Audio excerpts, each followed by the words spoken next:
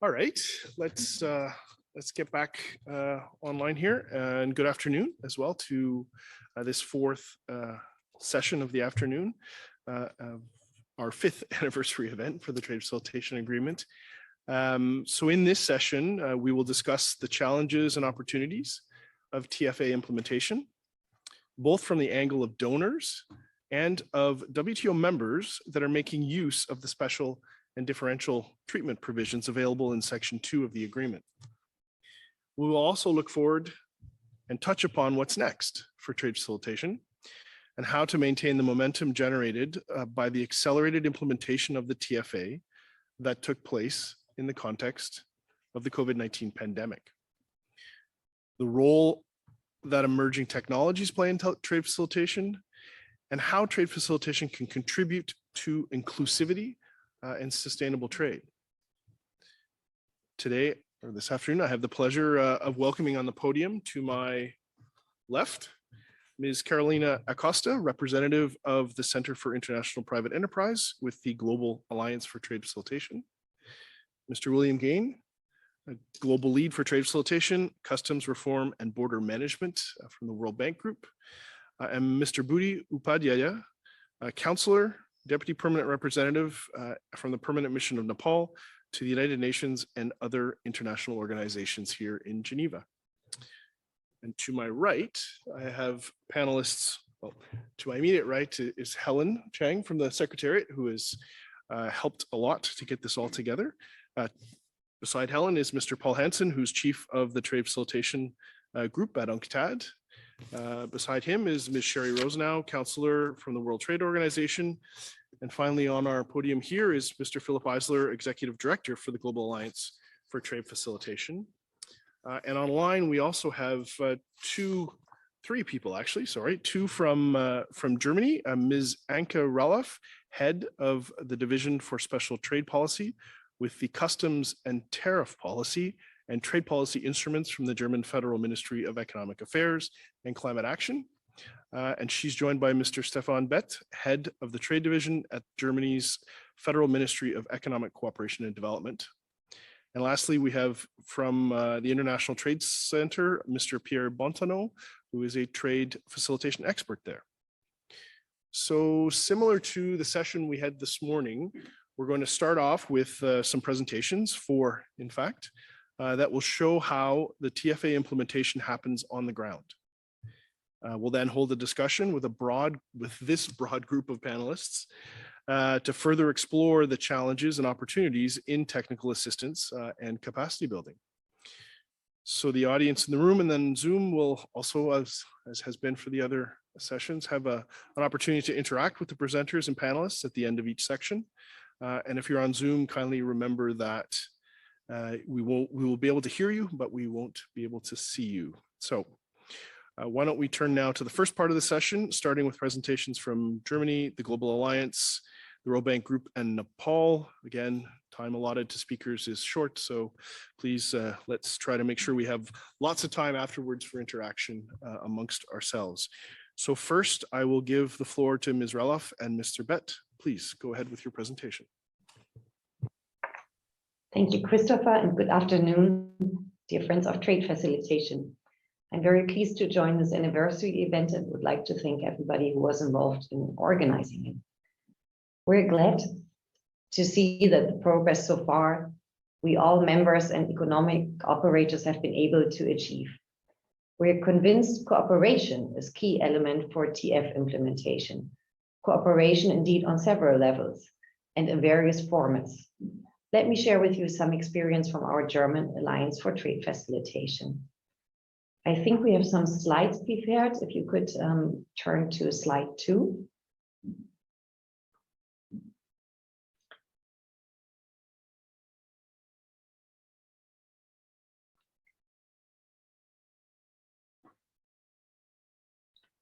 You could turn to the next page. Ms. Raloff, yes, sorry, can you turn to the next page? I will just continue. Ms. Raloff, yes? I apologize. Just if you could speak a little closer to the microphone or bring it a little bit closer to just to. I will do so. Is this better? Keep going. Like the TF agreement, the German Alliance for Trade Facilitation is now 5 years old. From the outset, it is based on a special structure. We have 2 German ministries involved, and the GITS, which is our Society for International Cooperation. And we also have business involved, business association and specific large as well as medium-sized enterprises from different branches. They are ready to share their expertise and experience. They all actively contribute to specific projects on the ground with a view to further advance the implementation of the TFA. The German Alliance identifies potential countries and potential subjects for implementation projects. Then it undertakes an outreach. If the offer is of interest to the country, then both sides further define, shape, and realize the project together, followed by a post-project evaluation. Regarding particularly successful elements and projects, the Alliance is also interested to identify potential for upscaling these elements in future projects and further countries. And if you could now turn to the next slide, please. Here you can see a successful example in West Balkan. The German Alliance has successfully completed projects on electronic pre-arrival processing for express shipments in Montenegro and Serbia. Measures entailed development of IT solutions, review and adjustment of existing regulations, as well as capacity developments for customer officers. In Montenegro, the number of express deliveries cleared by customs within 1 hour more than doubled. In Serbia, the same number increased from 38% to 50%. And in North Macedonia, the storage time of express shipments before delivery has been reduced by 15%. The success of these projects served as a catalyst for peer learning, so very much in line with the spirit of the TFA. The project was replicated in 3 other countries within the region and started now also in 9 other countries worldwide. These implementation cases demonstrate that the TFA holds a huge potential. Successful implementation contains enormous room to reduce global trade costs, improve food security, and achieve corresponding positive impacts on employment and poverty reduction. We remain committed to cooperate project work on the ground to further advance TF implementation. And I am now turning to Stefan Bethe to continue. Hello and good afternoon to everyone. Christopher, is the sound good enough? I believe so. Yeah, thank you. Please go ahead. So thank you so much. I would now like to highlight the Global Alliance for Trade Facilitation as a wonderful multi-stakeholder approach. As one of the founding partners of the Global Alliance for Trade Facilitation, we have joined forces in a public-private partnership to support and accelerate the implementation of the WTO Trade Facilitation Agreement.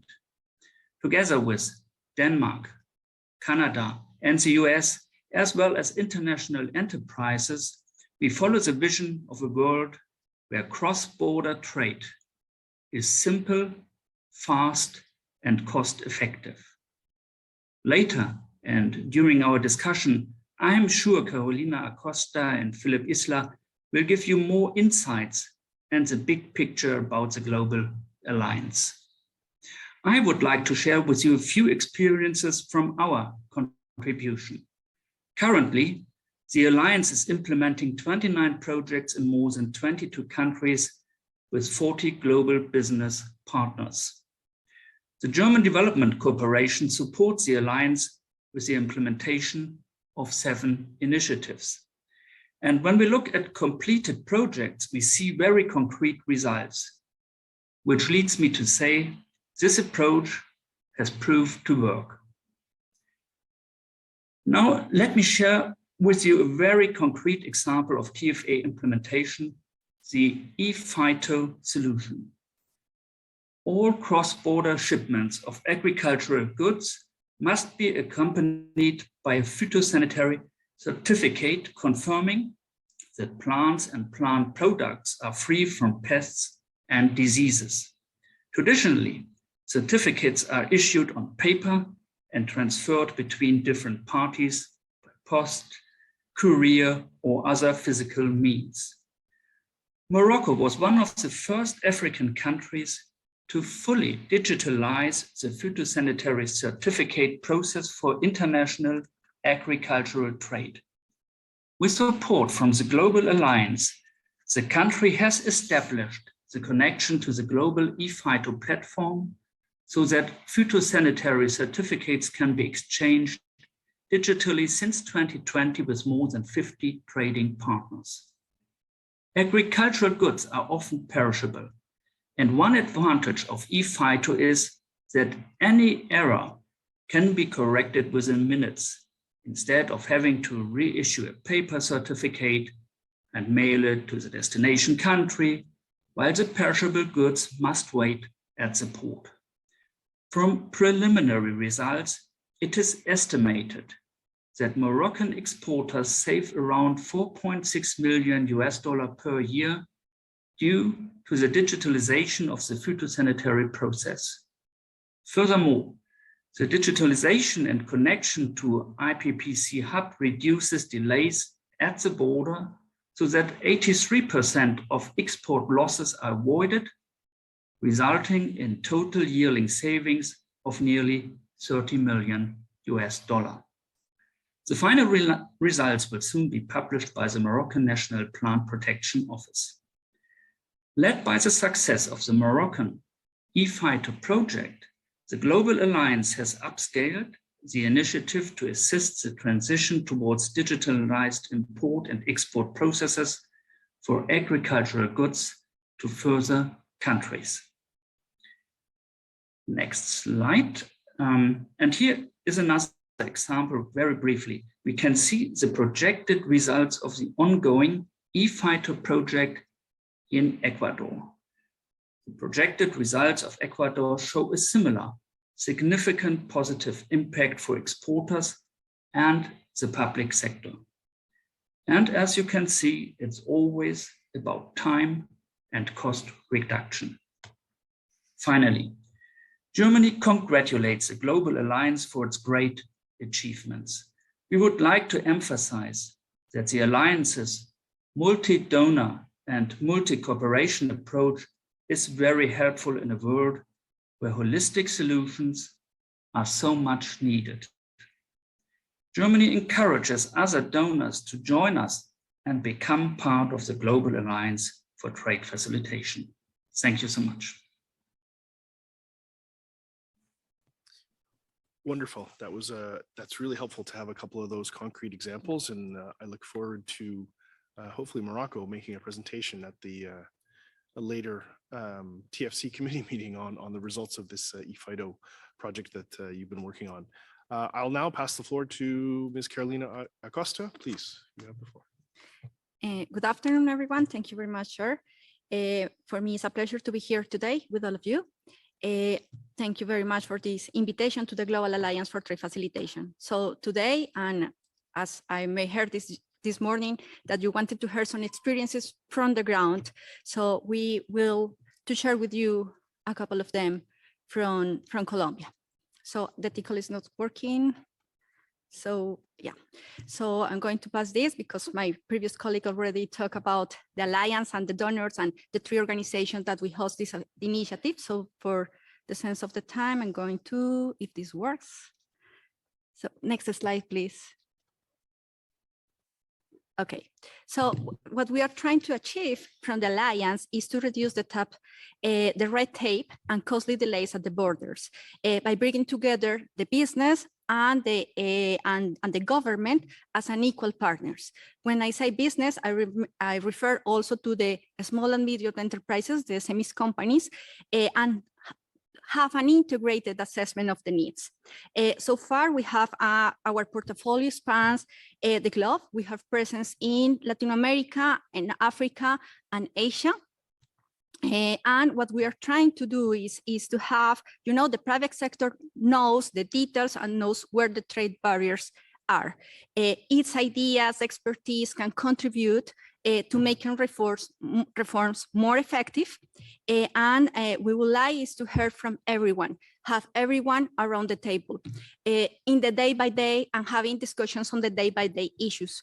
So that's why we work with the ICC, with the different representatives of the chambers at the local level, but also the different associations that represents everyone in the logistic chains, not only importers, exporters, customs brokers, transport representatives, and of course the government. And the government not only the customs authorities, because the TFA is also beyond the customs authorities. Other agencies at the border has a key role on the trade reforms. So we want to have all these private sector expertise and of course the government around the table. We are taking a pragmatic approach of the trade facilitation agreement. It is of course our guideline, but we want to hear from them and learn from them and trying to understand what are the needs in particular. And that's why our approach for the projects is different.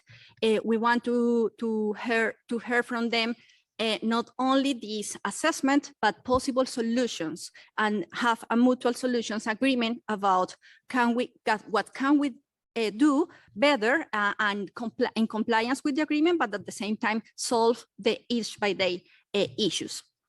We also have an important approach talking about the measurement of our projects.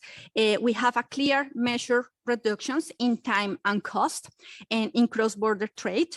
And for that purposes, we have also a co-creation pillar. So as we have this open discussion in the day-by-day basis, we build together the solutions, but also we make sure that the private sector participates in the evaluation and in the measurement of our projects. So we make sure that we are doing the things the way that they should work, you know, and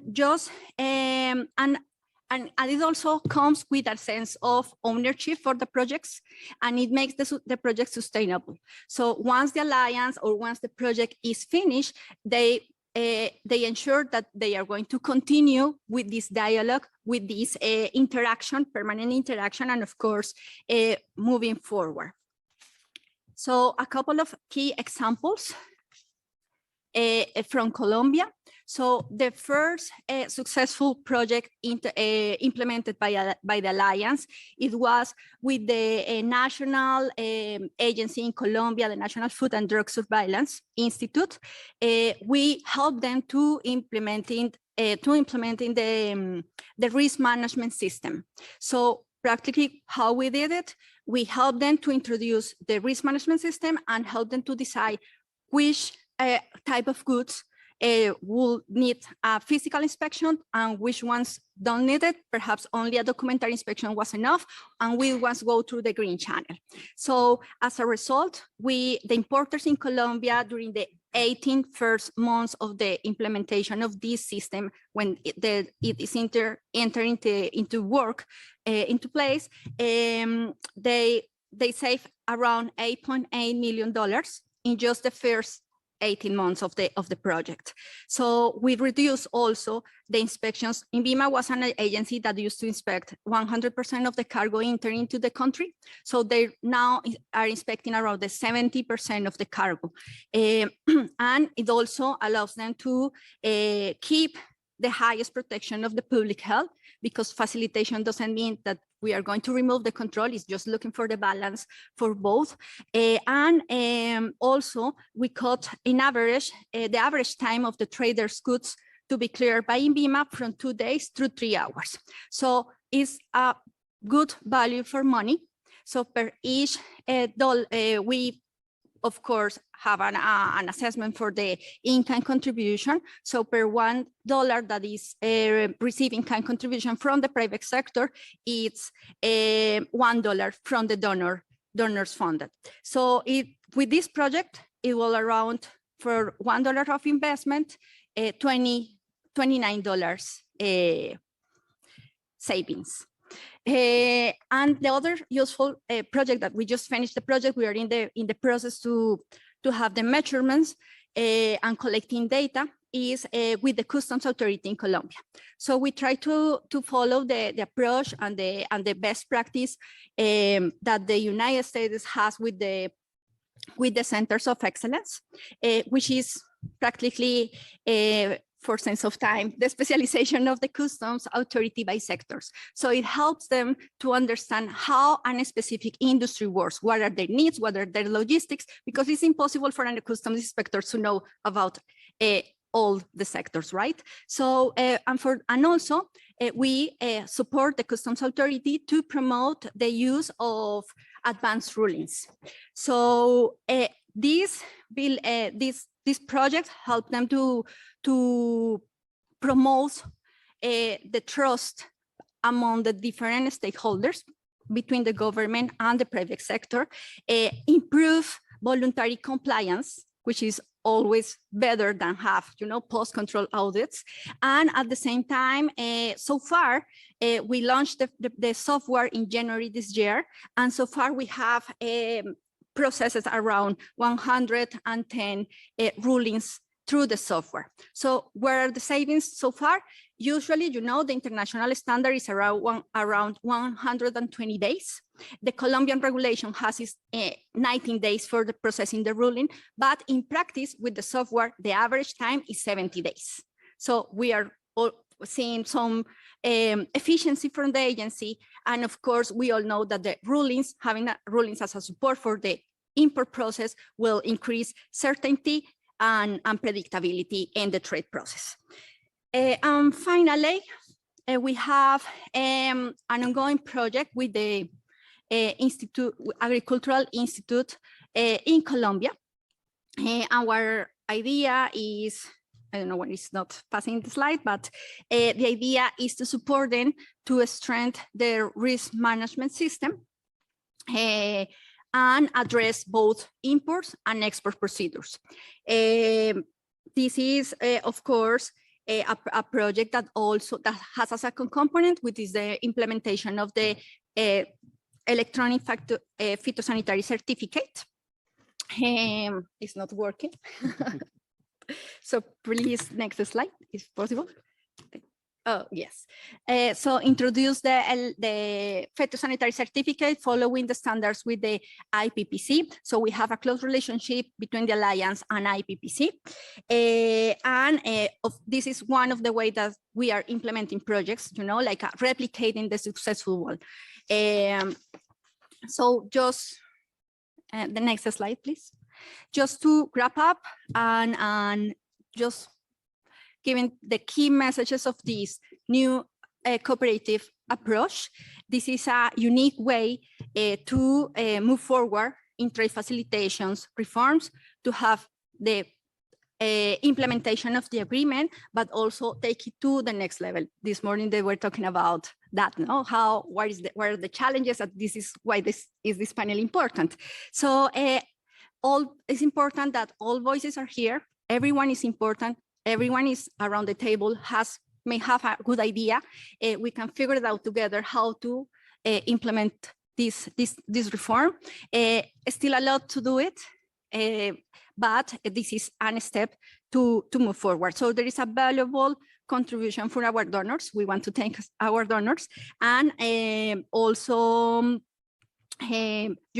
have this assessment and mutual solutions building together. The solutions is the key of our company, our projects, and our measurement approach as well, just to make sure that is working. So thanks. Thanks, Carolina. That's great. In fact, those are the kinds of presentations I think we like to see. There's a couple themes coming out through that I just wanted to highlight again. We've been hearing them all day, I think. One, business and government, the importance of them working together. The ownership aspect, making sure that everyone who's involved has ownership in the success of the project to implement each of these provisions within the TFA. And then lastly, that there appears to be a consistent savings, both in time and money, from this work. So excellent. Thank you for that. Let's move now to our good friend from the World Bank. Please, Bill, go ahead. Thank you, Chris. And good afternoon to everybody. It's nice to be back in Geneva, and my presentation will in some ways complement, extend, and partly repeat what I said this morning, but I think the repetition will be worthwhile. Next slide, please. The World Bank Group is a major provider of trade-related assistance, particularly around advisory services, financing instruments, multidisciplinary analysis and diagnostics, and of course, the research and data products like the LPI and the upcoming Business Environment Index, which will be coming, and global advocacy for keeping the multilateral trading system running. Next slide, please. Our Trade Facilitation Support Program is the flagship program within the bank for helping countries implement the Trade Facilitation Agreement, launched in 2014 and supported by 9 donor partners: Australia, Canada, European Union, the Netherlands, Sweden, Norway, Switzerland, United Kingdom, and United States. And we thank our donors wholeheartedly for that. The program relies on demand-driven assistance, both at the country level, the regional level, and with a large component of peer-to-peer learning and knowledge development. Next slide, please. Focus of the World Bank trade facilitation interventions are often in about 7 categories. Risk management, border collaboration and coordination, which is cross-cutting, of course, automation, single window, fees and charges, standards, formalities, transparency, predictability through our trade portals. And in response to COVID, a lot of these interventions have been ramped up and become more of a focus. Next slide, please. I wanted to really focus the presentation just on the challenges and lessons learned that we've identified throughout the Trade Facilitation Support Program. So you'll see on the left, we have some challenges: weaker and active NTFCs, and we heard that in the last session, and particularly Paul Hansen's intervention, I think summarized some of those challenges very well. Unclear mandates or frequent changes to both, Director Generals of Customs, General Secretaries, Ministers, and the restructuring of, other government agencies. And lack of communication, consultation, or coordination between agencies and between countries. Lessons learned: early setup of NTFC, critical, right legal framework, right mandate, clear legal mandate and communication of that to who's responsible for what, and more importantly, for customs and other border agencies to fully understand each other's role at the border and to understand the whole of government approach and complementarity. And in the communication, bringing stakeholders together at the beginning. Just like we heard from Carolina, it's important for both the public and private sector to work together from the beginning and to identify those best practices to motivate reform.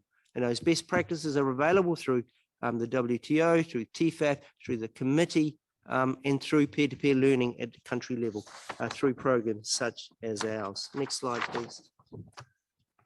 Stakeholders are often unaware of the benefits of reform, so continually updating stakeholders, which are often changing continually through restructuring, of what the benefits of trade facilitation are. Bottom-up approach is one of the lessons. Early quick wins and celebrating success, I think, is particularly important, and communicating the benefits to secure the buy-in. Often a lack of automation and reliance on old paper-based systems. We see that everywhere. Automation's great, but if you just have it sitting alongside a manual process with no preparation, you're not going to get those outcomes. So taking the base level of automation across border agencies is important, and ensuring that it's adequate and addresses the back office functions. So not just implementing a single window, which doesn't actually automate all of the back office functions. So again, that preparation is key. Change management and capacity of border agencies vary a lot. Reform doesn't do it by itself. It needs people to activate it. Therefore, that requires change. Therefore, that requires capacity building and change management strategies underpinning the trade facilitation reform. And one of the lessons around that is we see that customs often has a higher capacity around change. And so leveraging that experience and leadership across other border agencies can really pay dividends. Next slide, please. Actually, another one there. Let me just go back. I think these are, yeah, this one. So just, where do you start, I guess, is what I'm trying to get to now. So we have a model here which kind of brings together those challenges and a sequencing model, because sequencing is particularly important.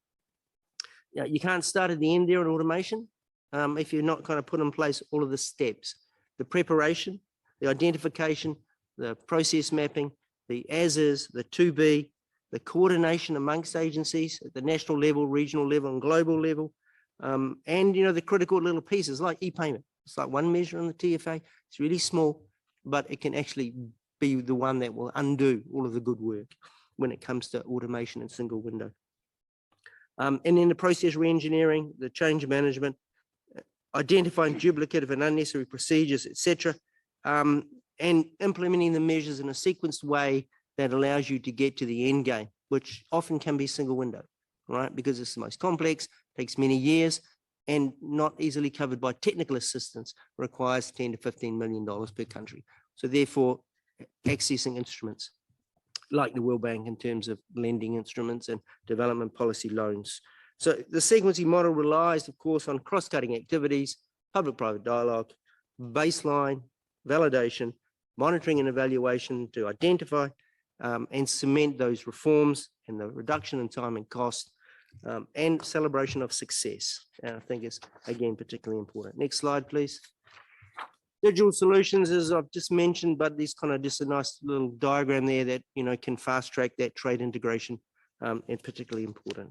Next slide, please. Just to also note that regional variations are important. Not every country is the same, so it needs to be tailor-made and, for each region. And you'll see there, we've kind of just listed, I won't go through them given the time constraints, but you'll see each region has some very specific issues that need to be taken into consideration. Political, economic, levels of integration. South Asia, least integrated region, which your friend Buddy will talk about, I'm sure. And, we see, the different levels of development also across the regions. Next slide, please. Just two examples, quick examples. I mentioned these again this morning, but I think this one's particularly useful. Guatemala, Honduras, pilot customs union, reduction in time from 10 hours to 10 minutes, huge difference, and set the scene for, further work in that particular region. Next slide, please. Again, South Asia, I think is also a really nice example. And this is, where it was a regional project, but, we get that commonality across Bangladesh and Nepal, together with the private sector savings from the reduction in time. 61 million was achieved in this particular. I can talk more detail about these things if these are needed at some point, but I'll just gloss over it for now. But again, great results, private sector savings on the ground, well worth the effort to invest in the trade facilitation agreement, particularly at not only national level, but regional level. Next slide, please. And just the last slide is just, okay, so what does it all mean at the end of the day? 4 things that you want to keep in mind in design of any trade facilitation TFA focused program. Build in your monitoring, evaluation, and feedback at the public and private sector level. Focus on sustainability and continuous improvement of reforms, and cement communications with the private sector to be something that is normal and happens as of course, and not something that's an exception. And move from a national model to a regional resilience model to build in the resilience for environmental concerns and emergency situations, along with being able to leverage technology and move to that next level. That concludes my presentation. Thank you. Great, thanks, Bill. That that first example I think you gave reminded me a little bit of, I think this morning we heard from the US about documents, one set of documents being sent to 2 different governments, which reminds me as well of some good regulatory practices and some ideas that I know Canada and the US have been working on in the past to try to help streamline approval processes at a regulatory level, approval processes at a border as well. I mean, between those 2 countries is another great example of how we can help reduce those costs. Why don't we now turn to our friend Budi from Nepal and allow him the time to present to us some challenges and opportunities that he sees for LDCs. So please, Budi, go ahead, you have the floor. Thank you, moderator, for giving me the floor.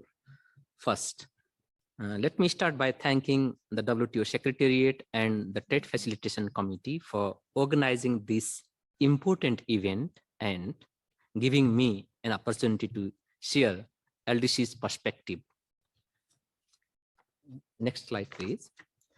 Today, I am just sharing three aspects. First, some major challenges what LDCs are facing, then some potential opportunities that we have, and then some areas of cooperation. Next, please. Let me start with major challenges.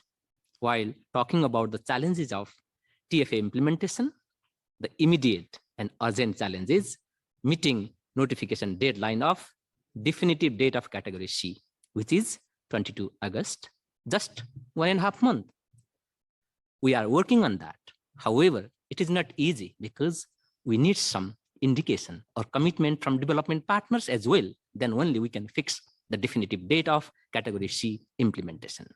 Similarly, once we define category C definitive date, then another challenge is meeting the deadline of implementing category B equally, because some LDCs, for example, 10 LDCs have already shifted category B, their category B measures to category C. That indicates how challenging the category B also for LDCs. Likewise, we have still technical and financial gap. So that may be hindering in even implementing category B, for example, having consultation with the stakeholders and some regulatory framework while designing, and we need to hold consultation and further discussions. Likewise, we have National Trade Facilitation Committee in place. However, the functionality, the effectiveness of committee is not as expected, as I already indicated in my question also. So how can we make that institution institutionalized, not only from the secretariat, but participating from different agencies as well as private sector? That is also challenging. Likewise, during the during the pandemic, we face various challenges, and e-commerce digital economy is emerging. However, we LDCs are not in a position to participate and benefit because of digital gaps, not only at custom border points, but also beyond the border. Or small business economies or women entrepreneurs are not able to join through e-commerce. As a result, they are not able to participate in and benefit from the multilateral trading system. Similarly, insufficient trade infrastructure. For example, while we talk about testing procedures, we don't have infrastructure, and beyond that also.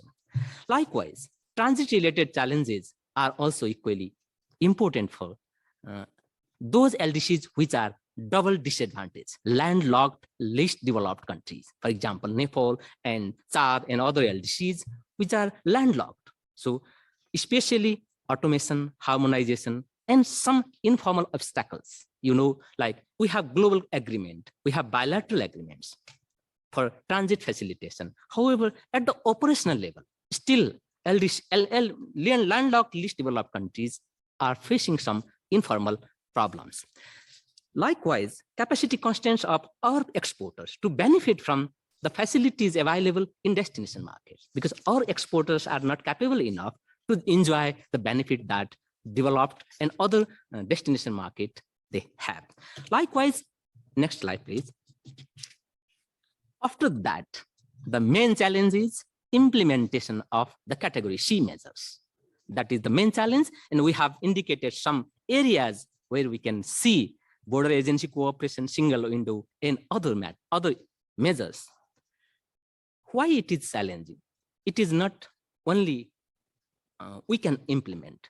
We need to have matching, good matching of LDCs as a recipient country, as well as development partners, as providers, donor, facilitator, or donor countries. So priorities of donors and priorities of least developed countries should have good matching. Then only all the measures can be implemented in an effective manner.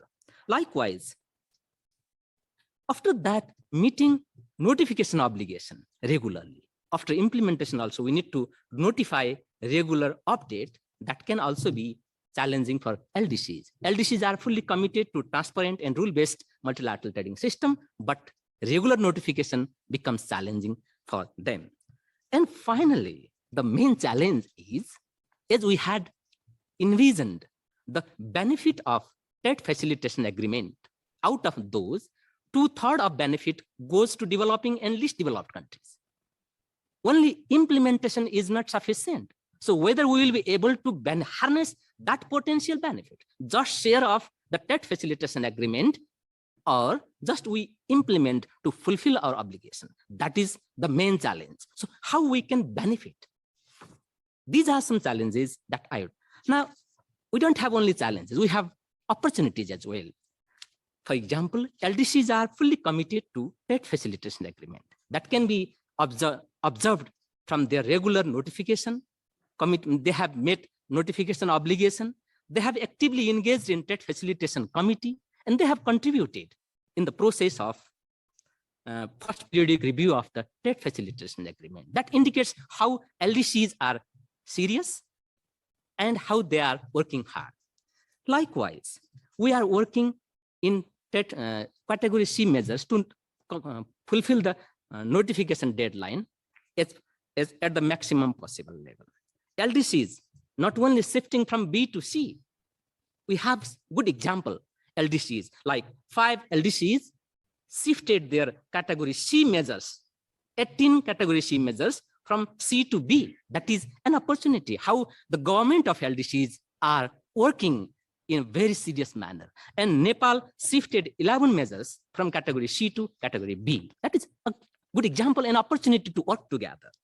Now, technical assistance requirement notification we have already submitted, and we have periodic review report also. That can be a good good platform to proceed ahead. Likewise, linking trade facilitation implementation with national development process is also a good opportunity. For example, in the agreement also, it has been mentioned that this is not only implementing agreement, but linking to the national development process. And development partners, LDCs really sincerely appreciate all development partners for their willingness to work together and extend support in LDCs for implementation of trade facilitation agreement. Now, the next opportunity is it has positive multiplier impacts. For example, we have NTFC. NTFC doesn't discuss only TFA. It discusses the entire issues of trade sector development, enhancing export competitiveness. Similarly, customs reform. Customs reform doesn't only limit itself within the customs border point, but it has some positive implication in other good governance and reducing corruption and so many things. So that has some positive multiplier impacts. And possibility of export promotion.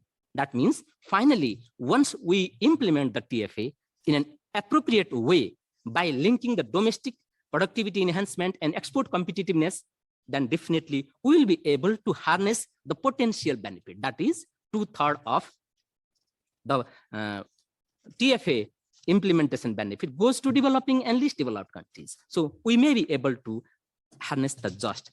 Sorry, I took a little bit time. That is the last slide. Now, can you please go to the next slide? Now, what are the possible areas of cooperation? Yes, or notification category A, B, C, and technical assistance requirement notification are the good basis. These are the platform where we can start for expediting the implementation of TFA in LDCs. Likewise, support in bridging digital divide that can be extended to the MSMEs, women entrepreneurs, so that they can be linked to the border customs point as well as cross-border trade. So those can be some areas where we can cooperate and we can work together, mainly focusing on implementation of category C measures in least developed country members. With these words, I would like to stop here. Thank you so much.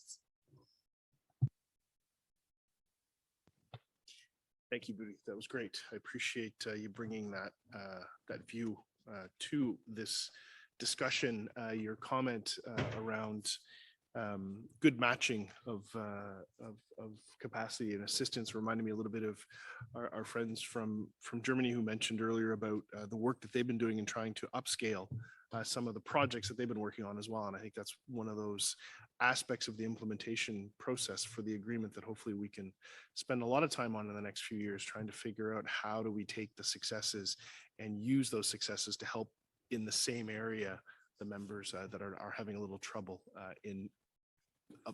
they're having trouble at the successes that were had by one member and reflect that on another member to help them implement their provisions. We are a little behind time, but I did want to make sure that there is at least an opportunity for anyone here on the panel or in the audience that might want to ask a question while the presentations are still fresh in mind.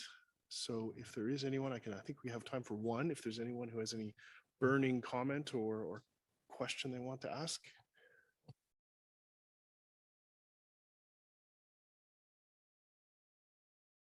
All right, well, that's fine. That's okay.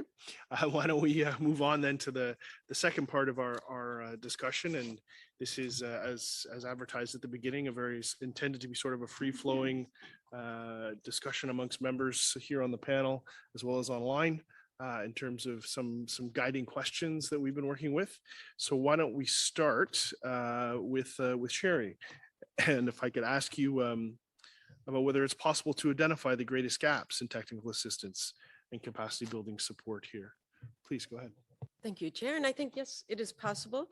As we've been hearing, many regional organizations are supporting regional trade facilitation committees, and they track the support and the gaps within their members. And donors and development partners usually know what other development partners are doing and often coordinate at the national and regional level. However, to get a global view of the gaps, the TFA provides a mechanism, and that's the Article 16 that requires members to notify the provisions that they have already notified in Category C, and to provide the donor support they were receiving for each of these Category C provisions. And most of the members that have already provided these notifications are including not only the Category C provisions where they have received support, they are also noting the Category C provisions where they are still lacking this support. So the information from these notifications can provide information on which provisions are getting the most and least support, as well as identify the members that are still lacking support and where it's lacking. However, to date, only 18 members have provided these notifications. And I know notifications are challenging, and the Trade Facilitation Agreement Facility is happy to help out interested members by preparing a template for them based on their particular Category C provisions, but the member would need to fill in the donor information. And also just to mention that the TFA also requires a second notification on the progress of the arrangements with donors. And when these updates come in, they can be very useful to keep this information up to date. Thanks, Sharon. I know that the committee as well is taking a bit of a focus on that question as well. Maybe Paul, if you want to follow up on any of those ideas there. Thanks. Thank you very much, Chair. Well, first of all, I think we again should congratulate the many countries that are doing very well. But based on our assistance to many countries, we find that the need for ongoing capacity building and support probably has been seriously underestimated by many of us, in particular for LDCs. And I can echo many of the issues that Budi raised. Underestimated and with a view to ensuring that the sustainability of the trade facilitation implementation and reforms are a success. I think what Sherry just mentioned on the notifications is one example. Many countries have challenges in doing their notifications. We see many countries have been late with notifications. Sherry just mentioned only 18 countries have actually provided the status of their assistance. If that is a challenge, imagine what the implementation is. So I think we have to seriously consider how we can assist. One example also on challenges is and I mentioned that before, the operationalization and ongoing work of national trade facilitation committees. It is providing a serious challenge for many members. Alone, setting up a committee, ensuring at national level there is coordination between that committee and other committees. There is in many countries what I would call committee clutter or competition between committees, repetition of work. This also is part of what we need to implement. And this is further accentuated what I mentioned also of the high turnover of many administrations. I especially have noted on this committee issue that Article 23.2 is not part of the special and differential treatment, and therefore also not part of the TFA grant program, if I understand well. And I think that is something that we maybe have to consider. Thank you, Chair. Thank you, Paul, for those thoughts. Maybe now I'd like to turn to Mr. Bontenot online to speak to us a little bit about some of the challenges that you've encountered. Please go ahead. Good afternoon, everyone, and thank you, Chair. First, I would like to second Paul's comment on the fact that probably we have a little underestimated the need for technical and financial assistance for the implementation and sustainability of the trade facilitation agreement. And I would like to reflect on several points in relation to this. From our experience at ITC, working in over 60 countries from the time of the early needs assessment to now the implementation of trade facilitation agreement measures. Mr. Bontenot, apologies, you're getting a lot of, there's some background noise that's coming through. I'm not sure if there's something in. I'm not sure we'll be able to completely get rid of this background noise, unfortunately, but if you allow me to put my hand this way, maybe the sound will be clearer. Thank you. Thank you very much. So the first point I wanted to flag in one of the challenges we have in assessing the technical assistance need is in many cases, whether in the needs assessment in the preliminary phases of the TFA implementation, and now in the design of technical assistance project, we sometimes have difficulties to have a holistic approach on the needs of all border regulatory agencies and to gather and consolidate these specific needs. We heard very good examples earlier from the Global Alliance on IFITO initiative, but these are punctual approach where we have supported agencies like phytosanitary agency, but on a systematic level or systemic level, I feel that we need to pay more attention to the need of border agencies other than the customs, who often lag behind in terms of business process engineering in the context of the Article 10.1, or overall in automating their process and improving the mechanism to facilitate trade. So I would really urge ourselves collectively to make sure then when consolidated the technical assistance need, we reach out to these agencies that are sometimes, unfortunately, a little less either visible or a little less vocal than larger agencies. And maybe this will have to start to raise awareness again on the benefit of trade facilitation as a whole for the entire chain of agencies present at the border. The second element that I wanted to stress in terms of technical assistance requirement is to make sure that all projects and technical assistance offered really cover the entire value chain of a reform implementation. Legal compliance is certainly not enough. There are great practices that we heard about reform that have concretely impacted SMEs and businesses. But in many cases, we see that the efforts toward technical assistance don't cover the entire spectrum of what is required by the country. Capacity building, early stage support in designing reforms, formulating recommendation, usually this is fine.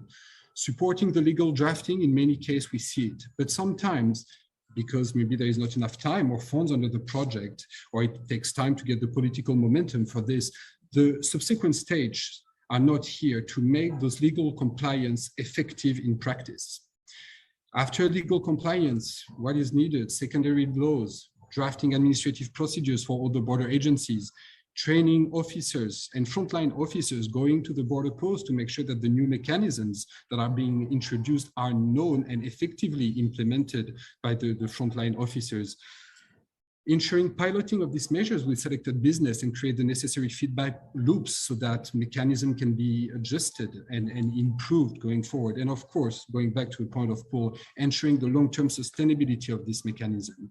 So I feel in terms of technical assistance requirement, sometimes we have not been fully successful in covering the entire scope of a reform implementation and ensuring its sustainability. And this is probably an area where we should look at in the future. There are two small points that I would like to add. One is about the specific needs in terms of automation and digitalization. I think Bill Gay mentioned in his presentation that before you introduce a single window, for example, there is a lot of preparatory work that has to be done in terms of automating agencies. In many cases, what we see is that even the assessment of the level of automation of border regulatory agencies in countries is not there. Initiatives have been fragmented, not fully coordinated, and there is not a clear picture where the need for support in automation and digitalization of procedures lie.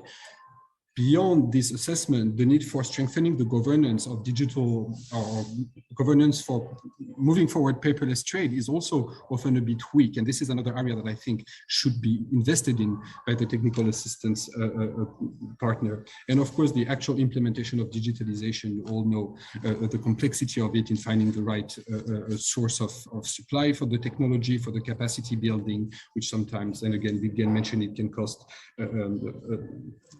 implies very large investments. Finally, the last point, and we heard about this topic a few times already, is about technical assistance towards the private sector. We all know and all heard that it is necessary, of course, to involve the private sector in the design process. But I would like to go back to a comment from Budi earlier on, how do we make sure that the private sector comes with recommendations that are that can effectively represent the need of the private sector as a whole, and that can be really constructive and effective in fueling the policy design process. Well, one way of doing this is, of course, to invest more in building the capacity of the private sector to document the obstacles that they're facing, to advocate towards recommendations that will improve the business environment for the businesses of all types. But of course, this requires a lot of capacity building in order to get the private sector to understand the issues, the constraints in which we are all operating, and make proposals that can really drive the process of Tfa implementation in the right direction. And finally, still on the private sector point, I think ensuring the ability of the private sector to size the benefit of the reform that have been introduced should not be overseen either. There is a huge need to make sure that we reach to businesses of all sizes, all sectors, to make sure that are aware of the new reform that are introduced. We heard about advanced ruling, ITO solutions. The diversity and the broadness of the private sector in many of the countries we are working in doesn't make it immediate that these reforms will be available to them. And here, I feel one of the gaps in our technical assistance is making sure we reach out very widely to the private sector to make sure that they size and leverage the reforms that are being introduced by the governments. Thank you very much. Thank you, Mr. Bontenot. Please, Mr. Bett, would you like to add something to the comments here? Well, this has been already such a rich discussion. You could raise so many issues, but perhaps let me pick out one point. It is true that most of these technical assistance projects have rather a short and middle-term design. And from this backdrop, it is certainly a challenge to implement profound and lasting change management processes. So from day one, you certainly have the task to think about sustainable solutions and lasting solutions, which is very, very important. And from the partner side, also there's a challenge. Capacity development measures can be easily inefficient when you are confronted with frequent changes in leadership and high rotations of counterparts and technical staff and partner institutions. So this is certainly a point we have to take in our view. And to come up with sustainable results, you need continuity on all sides in the projects. And as always, more coordination of engagement on the ground is helpful to increase efficiency of technical assistance. I did like very much the point William made a few minutes ago when he told us you have to communicate your results to ensure that there is a buy-in on the partner side. So I think this is really an important point to take on board. And my last point is, and as I really heard these very important points made by the LDC group, I think it's high time to work much more on aid for trade. As we already have seen so many interlinkages to aid for trade. This is a little bit beyond our session today, I know that, but just to mention that we are very much looking forward to this aid for trade review process and event at the end of July at the WTO, which is certainly very, very well placed to raise the broader picture on aid for trade. Thank you so much. Thank you for that. Before I see there's a question online, or at least someone has their hand up. But first, before we go to that, I would like to apologize to our Francophone and Spanish speakers. The technical challenges continue, but we'll do our best to try to make sure that our interpreters are able to provide the service for them. And if they can't, which seems to have been the case a few times, I apologize for that not being able to be provided here for 100% of the time. But first, let's go to Rosario Marapuz online. Please, you have your hand up. Go ahead. Hello, I hope you can hear me. We can hear you fine. Thank you. Thank you very much. So I'm Rosario Marapuz from Mozambique, a Portuguese-speaking country. Unfortunately, Portuguese is not one of the languages here. But I'd like to congratulate the organizers for this excellent event, and I'm really happy to join it. I have a couple of questions here, and I'll try to be very quick. The first one is actually on the coordination among donors, right? Supporting the trade facilitation committees, right? In Mozambique, we have a couple of donor coordination platforms, and donors are actually sharing information about about their projects. But we also noticed that there are a couple of global initiatives supporting the national trade facilitation committees. And in some cases, there is no coordination with those donors that are already working on the ground and supporting the NTFC. So I'm just wondering, I mean, in other countries, I mean, what the coordination mechanisms are among donors or among donor community is actually in place to ensure that there is no overlapping or, I mean, we're not duplicating our efforts. My second question is on the, I think that there is one of the presenters mentioned that there are a couple of notifications from C, I mean, countries asking to move provisions from C to B, right? Well, that's not clear to me. I mean, what does it mean? I mean, if a provision that has already been categorized as C, if there is no requirement for technical assistance, I mean, the country should just implement them, right? Without making a notification as such. So I was just trying to understand what it means. My third question is actually linked to a comment that was made here that some countries are actually struggling just to submit notifications. So what it means in terms of implementation. So it's if it just submitting a notification is difficult, we can imagine what it means in terms of implementation of the provision. So I'm wondering, I mean, whether there is a room for these countries, particularly LDCs, to actually get the timeline or the deadline for the implementation of category B and C's to get them extended. Is there room for that? I mean, countries could explore that, and what is the process for that? Thank you. Thank you, Rosario, for those actual useful questions. Before I go to the question about the coordination amongst donors, I wonder, Budi, do you want to speak a little bit to the question around why move from C to B, or please go ahead. Thank you for the question.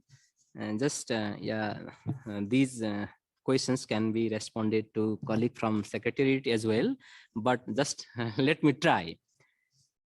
Yes, we have provision of category A, category B, and category C. I hope you understand the provisions, the intention of those provisions.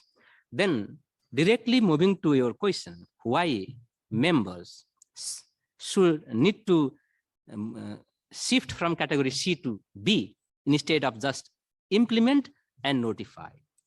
Yes, we need to do that, because if we have category C measures in our notification, donors may also express their willingness to work on that category C, because category C is implemented jointly by members and donors. We need technical assistance for implementing the category C measures.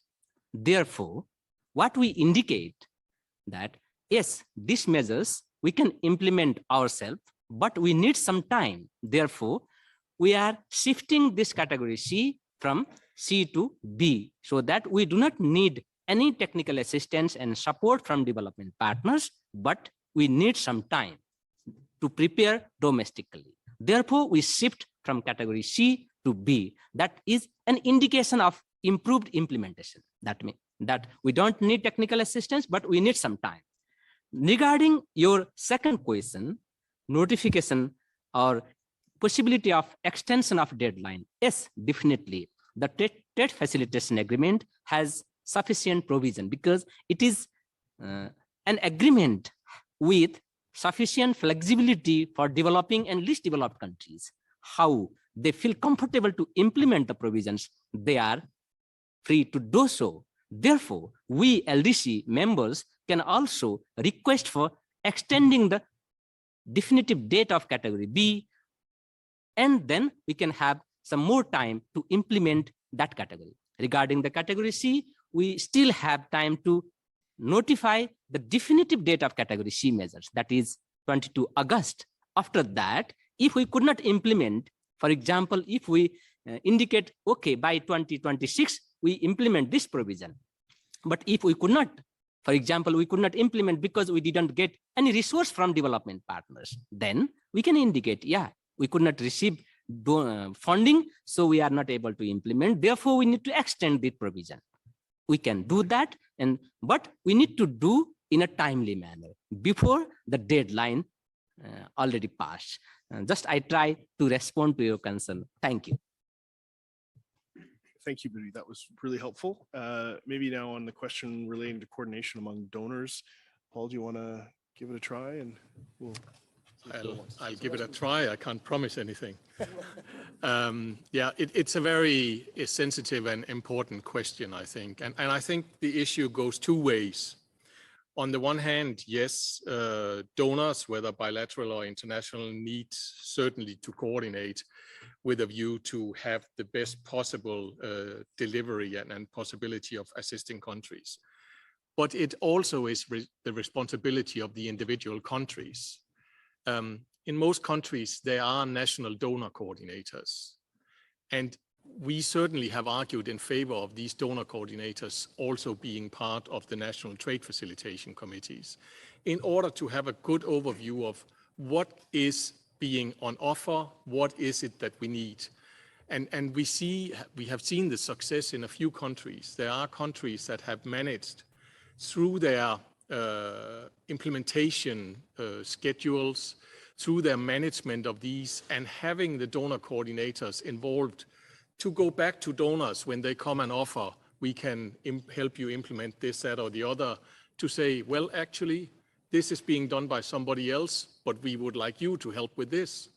And this is what we need. We need an, so to say, active engagement on both sides.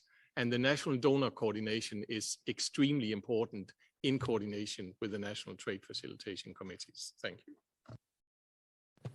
Thanks, Paul. Carolina, would you like to say a couple words? Yes, thank you. No, I was perhaps just when we in the Alliance wants to approach a country or a country approach us to have this cooperation, we make sure during the scoping of our activities to make sure what are the other donors, if they have presence in the country, what they are doing, and understand what is the scope of their projects. So we avoid duplication and of course avoid a possible overlapping in the development of our projects. So I think that this is also important, have an open dialogue among the different donors to make sure what we are doing and have a better coordination among us.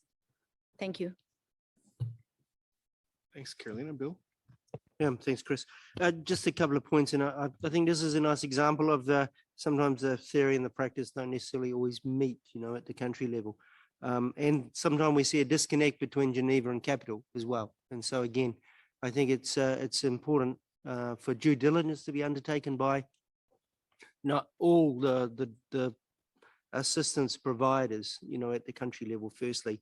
And secondly, the role of TFAF, I think, is very critical here, because often TFAF is able to be the one that can see where there's commonalities, where there might be some duplication, and where there might be, even more importantly, a really good opportunity for collaboration and to bring providers and donors together so that the country gets the best possible outcome and the most efficient implementation of a particular measure. Donor coordinators, in my experience, might only exist in theory, not necessarily in practice. And so it's really important, I think, for whoever might be leading most of the TFA work in a country, perhaps to also, create a mechanism for donor coordination where there isn't one in place.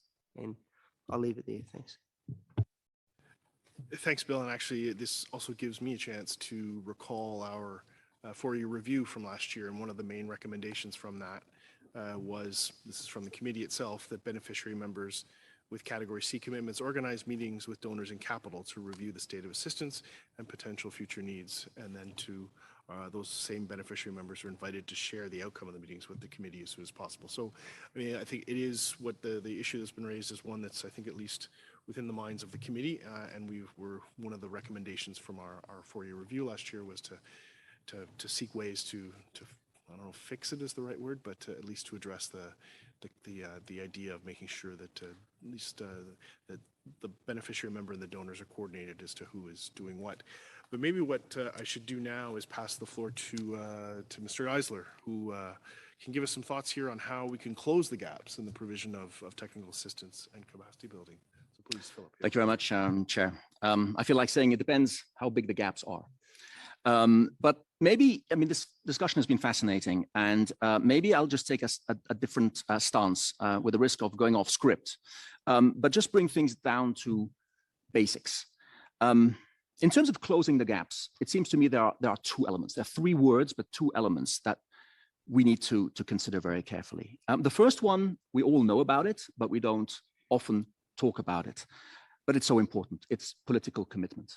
We need absolute political commitment to be able to succeed in this. And when I say political commitment, what I mean is simple terms. It means throughout government, understanding what it is we're trying to achieve, understanding the importance of what we're trying to achieve, and act upon it. And I think these all too often we forget about this, because what I can say is that political commitment leads to success, and success breeds success. And what we see in the Alliance, in our small ecosystem, with 5 years experience now, that countries that are showing active commitment and wanting to do this and working collaboratively and actively with us are showing tremendous results. And I think it's important to mention it. The other element, and I think we're all talking about the same thing, but there's one word that comes to mind and has been repeated a number of times, is coordination. And without coordination, we're not going to get anywhere, whether it's donor coordination, whether it's on the ground coordination. And this when we talk about coordination, we come down to the notion of NTFC.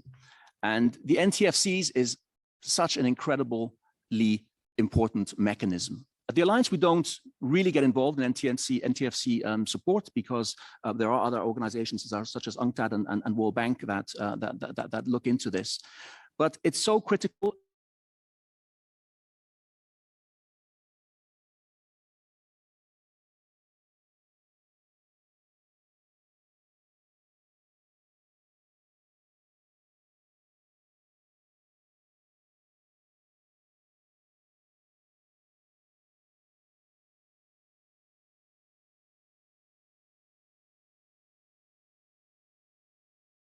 And it makes things so much easier for technical assistance providers such as ourselves. On the NTFC, though, what I would like to add is, and it's been mentioned a couple of times, but I will repeat it, is the importance of the private sector. In the previous session, we saw a number of countries with different levels of integration of the private sector, from full integration to no mention of private sector involvement. And why is it important? It's important because in order to get a balanced view on what needs to be done. If you only have government, you get a skewed government view. If you only have private sector, you get a skewed private sector view. And you need both groups working together in order to be able to provide balance. And without that balance, you cannot be successful. What we have done in a number of countries, and it wasn't actually planned, it just turned out that way, is act as an in-between entity, neutral and impartial entity between the private sector and government in order to be able to help with the gelling of those two worlds, which very often talk different languages, have got different objectives and act differently. But it's so important that they actually find a way of working together. And I think with our colleagues here, and I'm thinking about TFAF, about UNCTAD, about World Bank, let's think about, and also ITC, Pierre, you mentioned it, let's see to what extent we can build some capacity with the private sector and incorporate the private sector more, may I say, aggressively into the NTFCs. I heard the question on the previous panel from Nepal, which was very important because it showed that there was a motivation to incorporate the private sector, but they didn't seem to know how to do it. And if you don't know how to do it, you can make mistakes. And with the private sector, it can be problematic. And so perhaps we need to think about this and see what mechanisms we can put into place in order to incorporate the private sector in a safe way within the NTFC so that it's not so daunting for government, because I can see how it can be very counterintuitive for government to try and incorporate the private sector. So maybe that's an area we need to think about more in depth in coordination with all the technical assistance providers to be able to really push that agenda forward, including women-owned businesses. We have tested this out with UNCTAD in East Africa, where we were able to incorporate the private sector, to plug in the private sector into the NTFC. It was a bit of a test, but it has shown some results. So maybe we need to scale this up one way or another. Thank you. Thank you, Mr. Adzer. That's it's interesting how things continue, the themes that we keep speaking about in terms of the private sector and involvement and having collaboration, working together. In fact, I actually moderated a UN UNCTAD, UN CFACT and UNCTAD forum just last month on encouraging private sector participation in national trade facilitation bodies. So I'm glad that this continues, this discussion will continue. We've got lots of good sources to draw from. Maybe if I could pass to Mr. Bett then online, I think there's a few other comments perhaps you can provide to this conversation. Well, let me be very brief here. I think the colleague from Mozambique very rightfully reminded us on the whole question of donor coordination, and a lot of speakers already said the right things about the importance of donor coordination, and I absolutely agree with that. Perhaps just one remark. This is another very good thing about the Global Alliance for Trade Facilitation, as you have some donors on board, and you can share very easily those things which have been working on the ground and those things which have not been working so much. And it makes it much easier to identify those things which are worth to scale up. So just that short remark to this point. Great. Thank you for that. I appreciate. I think what I'm going to do, I see there is a question online, but what I'm going to do is I'm going to continue our program because we have one more speaker before the question and answer session. So Sherry, maybe I can turn the microphone over to you for some thoughts on ways in which available technical assistance and capacity building best target the provisions most notified in category C. So please go ahead. Thank you, Chair.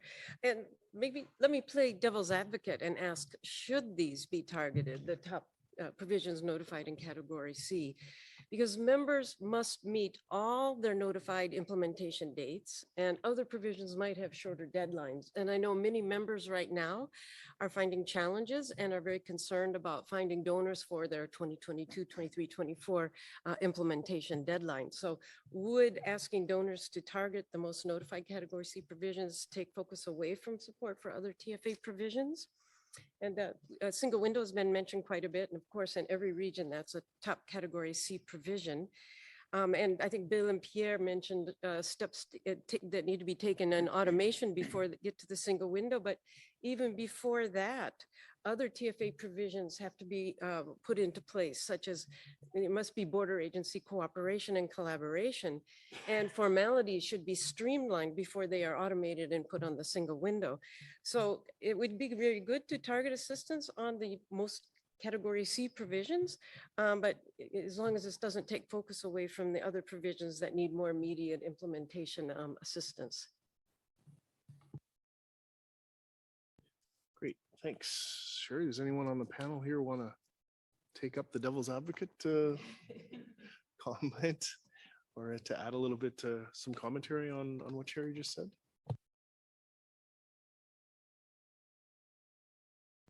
Yeah, just a couple of thoughts. I think extending what Sherry said really is, yeah, should they be targeted? Well, I guess it depends, you know, what the country is and what the context is and whether it's at the regional or national level. But I think it comes down to sequencing, which is absolutely critical. So, you know, focusing on the perhaps, you know, single window without thinking about, you know, the sequencing of all the other measures, you know, could be a fool's errand because you need to kind of make sure that all the other pieces are in place. It's a bit like risk management. And if you start with, you know, PCA, but you haven't got risk, it kind of doesn't make sense. So you need to start back at the beginning in pre-arrival, advanced declaration, you know, inspections, you know, until you get, you know, through to clearance and then PCA. So bring it all together in a continuum, I think, is the best way to think about it. Like the continuum of the measures in a way that you get the outcome, the best outcome and the most efficient outcome of the agreement as a whole. And taking a whole of government approach and a full and effective implementation of the agreement approach. So not ticking the box. Well, I'll leave it there. Thanks.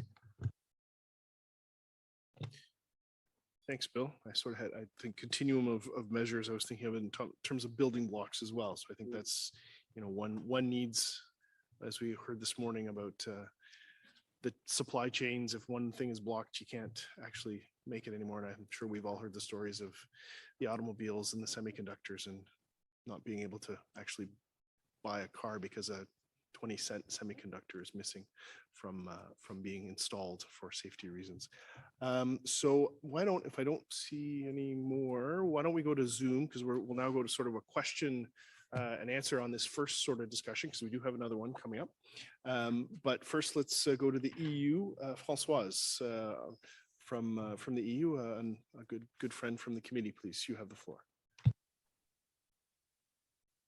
Thank you very much. On behalf of the EU, I would like to thank all the speakers. The discussion is extremely rich, and this can help us prepare for the dedicated session on aid next October, based on the UK proposal to have a more narrow and focused agenda. EU being one of the biggest donors, if not the biggest, we have been extremely attached to coordination of donors. In many instances, we are, and our recommendation has always been that countries having notified Category C commitments address the EU delegation. And we insist, because it's on the ground, that the coordination can be done.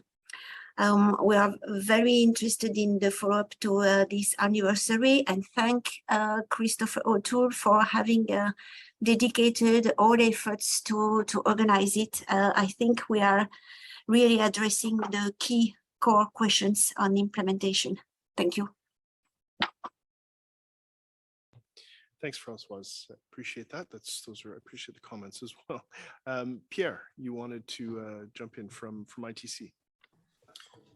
Yes, thank you very much. I wanted to react to 2 points, one on the coordination and then on focusing the technical assistance to the measures most commonly categorized in C. On coordination, of course, it is paramount that we coordinate among donors at country and global level to ensure the best use of financial and technical resources. And here I just wanted to flag the good, more than coordination, it's cooperation and collaboration that is ongoing between UNCTAD, ITC, and UNEC in many fronts, whether NTFC, implementation of trade facilitation portal, risk management, development of TFA roadmap in countries, where the 3 UN organizations have, through, I would say, more informal mechanisms, but always ensured to never duplicate, but rather to combine their efforts to make greater impact in the countries. And of course, this type of mechanism should be continued and expanded with all other partners. When it comes to the category C focus, I would agree that there should not be a rule saying that all the efforts should go to these category C measures that are mostly categorized in C and forgetting about the other one. However, there could be an opportunity, maybe within regional economic community or regional bloc, to still focus technical assistance on common requests to build economies of scales and avoid that each country individually will try to develop a pool of trainers, source new technology, go through the efforts of looking and consolidating best practices. So I think in some instances, there must be, and there might be value in having a rational approach at the regional level to try to direct our efforts to measures that are needed by all the countries to build these economies of scale, and also create the opportunity for regionally coordinated and harmonized implementation of these reforms, which can then lead to a more coherent and conducive business environment within those geographical areas. Thank you. Thank you, Pierre. That actually reminds me of your last comment there reminded me of the session we had in the committee earlier this year on landlocked members and the difficulties that they face. And I think the comment I made was that landlocked country or that landlocked member can be 100% implemented, but if its neighboring access to the sea is still, struggling or has been having difficulties, and that doesn't, there's a greater impact there. So the regional, sort of a regional approach is also probably a good way to look at it. I see Ecuador, please. Carlos, you've had your flag up. Thank you very much, Chris, and thank you everybody for your comments. I think this has been very interesting to hear the different approaches and different experiences. And I just have a few comments. One is that indeed there is a lot of work to do. There are a lot of challenges facing that members are facing during the implementation of TFA. And I want to recall what Sherry just mentioned, and it's the actual concern that members have to meet the deadlines, especially for category C. And this is intriguing because indeed we have an active dialogue with donors. There is an active engagement, but still there are gaps. And as an indicator of that, you can see how many members are requesting extension of deadlines to meet to implement these commitments. So there are elements that we need to work on. There is still some puzzles there that we need there are some pieces that we need to put together and see how we can improve this work. And I just want to highlight the work that Ecuador has with the Global Alliance and with UNCTAD. With the Global Alliance, we had quite an interesting experience during the pandemic because the exploratory conversations and visits were supposed to happen right when the pandemic started. So we had to move to a full virtual mode. And this situation allowed us to keep going. And the 2 projects that we have now are under implementation. So there are challenges that can be faced and we could work together to make this happen. And also with UNCTAD, the Ecuador is part of the empowerment, the program for national committees. And we have seen this project growing. We have a very active exchange with our committee, and right now we have an ongoing training for the track reform, so the reform tracker. So I think it's very interesting to point out that these activities are working, and the benefit is very significant for countries like Ecuador. Thank you very much. Thank you, Carlos, for that contribution. If there are no other questions or comments on this, let's move to some of the further discussion now around sort of picking up actually exactly where Carlos was left off, which is around the impact of COVID and how it impacted their ability to meet. So here I have a question that I'm going to ask first of Paul, and then give the floor to Pierre. What practices, measures, developments introduced during COVID-19 pandemic could play a role in accelerating the implementation of the TFA? Please, Paul. Thank you very much, Chris. I mean, we have just discussed this issue of sequencing and doing things in the right way, and that is absolutely crucial. But I think one of the main lessons that we have seen from COVID-19 is a change of mindset and readiness to accept digitalization as a trade facilitation tool, really with a view to assisting administrations on implementing trade facilitation reforms. And these examples are both at process levels, such as customs automation or digital single window. And it's clear those countries that have implemented this have not done that overnight. They have already been on the way, but have been encouraged through COVID-19 to speed this process up. It is also on transparency levels, such as use of trade information portals for information dissemination and possibly also simplification. And finally, it's at administration and monitoring levels, such as use of digital project management tools. And Carlos just mentioned the UNCTAD reform tracker. So I think these are issues and changes that we have seen. Of course, it has to have an impact. And when we are talking about impact, I think there are results, or we can measure that in different way. On the digitalization, within UNCTAD, with our Asikuda program, we have many case studies that show not only the savings in countries of implementing digitalization and single window, but also for countries, importantly, increased revenue collection and increased compliance. And these things, of course, go hand in hand.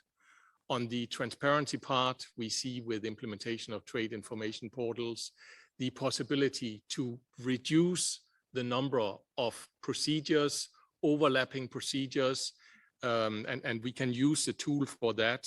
So that is extremely important.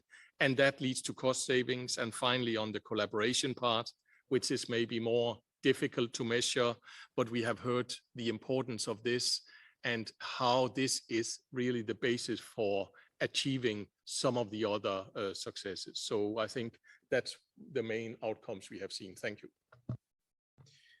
Thanks for those observations.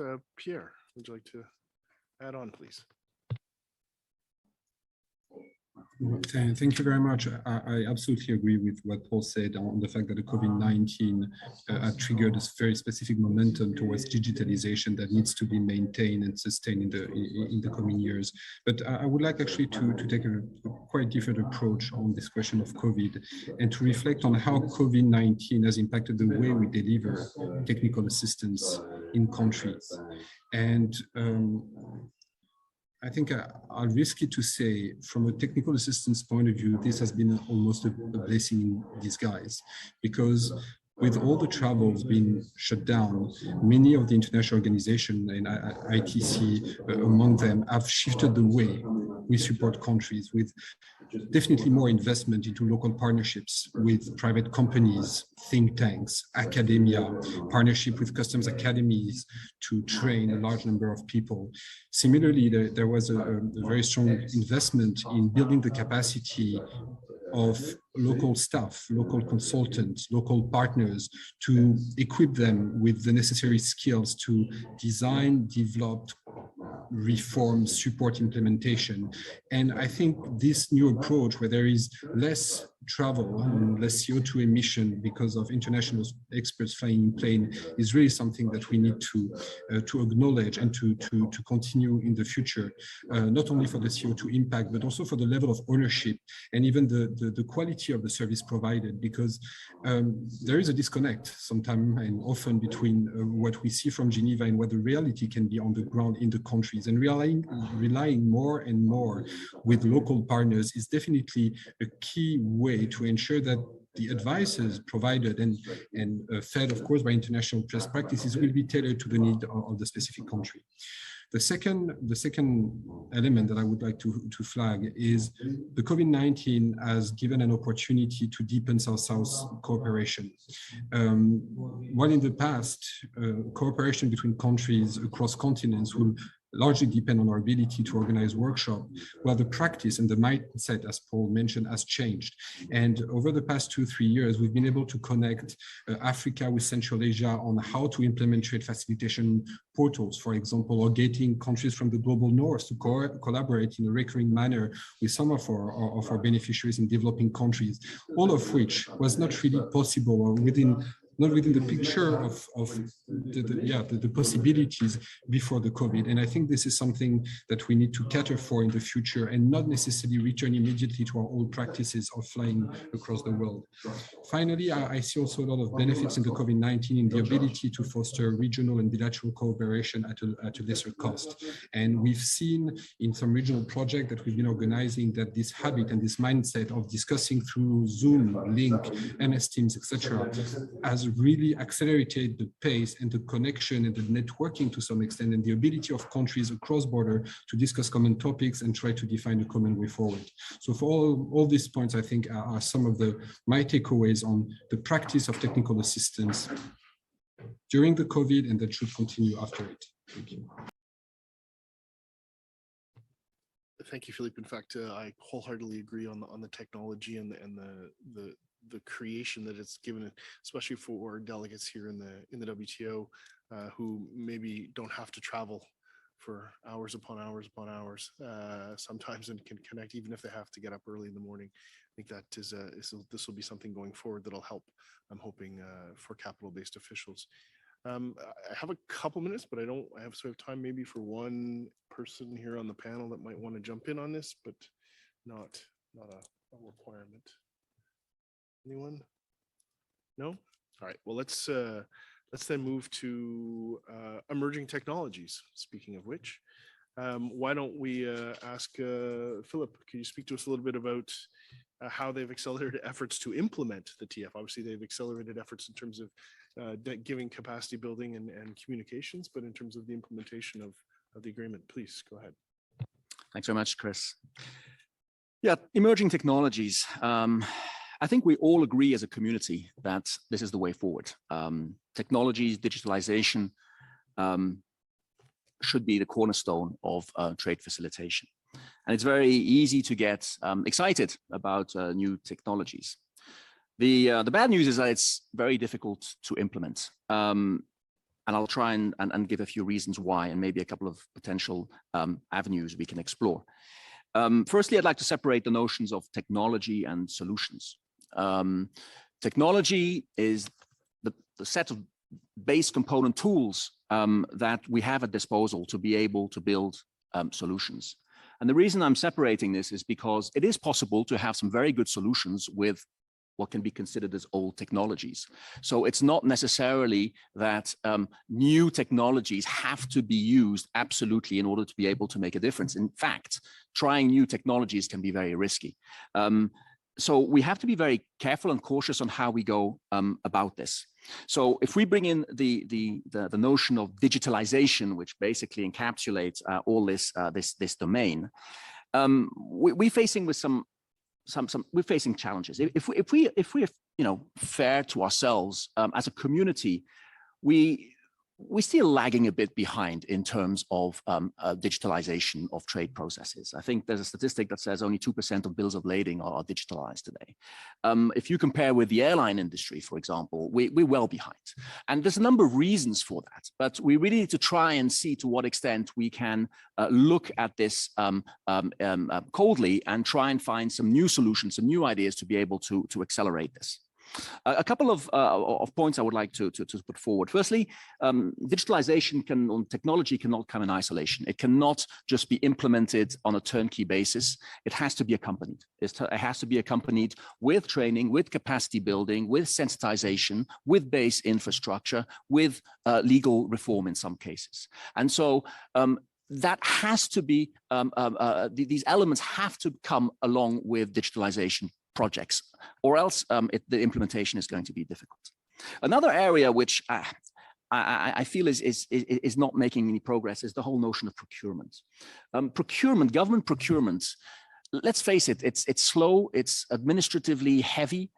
And in the fast-paced development of technology, by the time you have actually conducted the feasibility study, procured the technology or the solutions, and implemented, well, technology has moved on. And so I'm wondering to what extent there mustn't be some organization, someone somewhere looking at that to see to what extent we can be, as a community, a little bit more agile in terms of acquiring technology. The other aspect which is interesting is that there is a flourishing industry of technology and solution providers that blind us with beautiful PowerPoints. Unfortunately, we're not always sure that these solutions actually work on the ground, especially if you take into consideration LDCs, which may struggle with infrastructure. And for that reason, governments tend to be reluctant to try out new technologies and new solutions. And talking about capacity building, I'm wondering to what extent there isn't a need for capacity building within governments to get a better understanding of technologies and what is needed and how do you manage technology. And the last point I would like to put forward is about sustainability. The way we are structured as a community, donors provide the CapEx, the capital expenditure, to acquire the technology and the solutions. The difficulty, of course, is once they have been implemented, they have to be sustained. And sustaining technology is expensive. It's complex, and you need know-how and you need funding. And here I think we have had a case with the Alliance. About half of our investments of our work is directly linked to digitalizing, and we have situations where we have to acquire a reasonably small technical IT solution, but the government does not have the funds to ensure the sustainability on an annual basis, even though the cost is reasonably small. And so how do we find a solution to that, which should not be terribly complex, but it's a problem that is out there, and I'm pretty sure a lot of the governments will recognize this issue. So these are a few points I'd like to put forward, for discussion or reflection. There are many others, and I think going forward we really need to think about this in more detail to see how we can successfully implement this. Thanks for that, Sherry. You want to add a little more, please, from your perspective? Yes, thank you. Well, I agree with Philippe that use of advanced technology is challenging for many reasons, and in particular because of the cost and lack of expertise of government officials. But last year, WTO and WCO jointly conducted a survey of customs administrations on their current use of advanced technologies. And of the 124 administrations that responded to the survey, most are using or at least experimenting with technologies to enhance trade facilitation. So I'll just give you a few examples from the survey. Well, blockchain was definitely the most challenging technology. So it is mostly in the experimental or trial stage, but it can enhance the transparency, immutability, and accessibility of information. And in addition, some customs administrations are using blockchain as an underlying technology for e-commerce platforms or single window interoperability. And some plan to use it to share and verify origin certificates, for example. Many customs administrations are using X-ray or scanning equipment, QR or barcode readers, cameras, e-seals, GPS tracking devices. And use of these technologies is most effective when the data is collected and integrated into the customs processing system through the internet, which is called the Internet of Things. And this enhances the analysis of the data and can therefore improve risk management, efficiency in customs clearance, and reduction of manual procedures and better analytics. And many customs administrations are also using data analytics, artificial intelligence, and machine learning. And these technologies are easier to implement and have a big impact. They all involve the collection and analysis of data and can enhance risk management and profiling and customs audit, and can even be used to design chatbots or online chats to answer public inquiries. So those are just a few examples of the survey findings. Thanks, Sherry. And I think the comments about that technology being able to help, including from our friends from China in the video they showed this morning. I think that was an interesting sort of window into how they're able to use the port management systems and automaticity to speed through. Maybe if we can continue on this sustainable aspect that Philip mentioned, but also inclusivity, and talk about opportunities for the agreement that can be more fully exploited by members. Paul, do you want to give us a start on that one? Thank you very much. If I may just add one point to what Sherry just have mentioned. Customs is a separate world in the world of trade facilitation. Customs have resources, are much more advanced than many of the other agencies that are involved in trade facilitation. So we certainly believe that it is important to also advance customs, and we do that through the Asikuda program. But we see in many countries that many other agencies are way, so to say, behind on implementation of digitalization, and they are often equally important to get along the way and integrated on automation and use of new technology. So I think this is something we have to have in mind. And this maybe then goes hand in hand with the point I would like to raise on opportunities. I mean, I think, and this has been mentioned earlier, one of the main barriers to trade facilitation, in particular in landlocked developing countries, is the lack of interconnectivity and interoperability with their transit countries.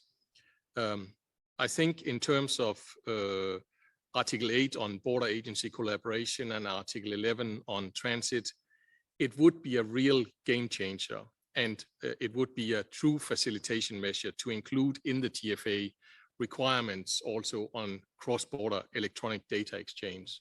And for instance, the UN colleagues in Asia Pacific, UNESCAP, have succeeded in having an agreement in place for this, something that I think could be useful to look at global level. And there are good cases of this.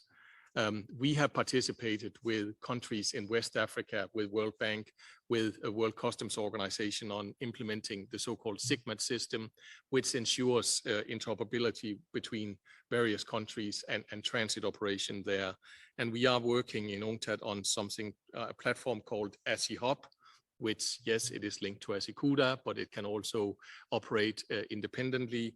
That can connect different systems, electronic systems, basically working as a mailbox between the departing country, the transit countries, and the receiving country in order to exchange data. And I think there are commercial solutions for that, but it is something that we need to ensure in order really to have a, so to say, international agreement that fulfills all the objectives. Thank you. Thanks, Paul. And because Paul picked up on Sherry's comment, Sherry, do you want to come in again?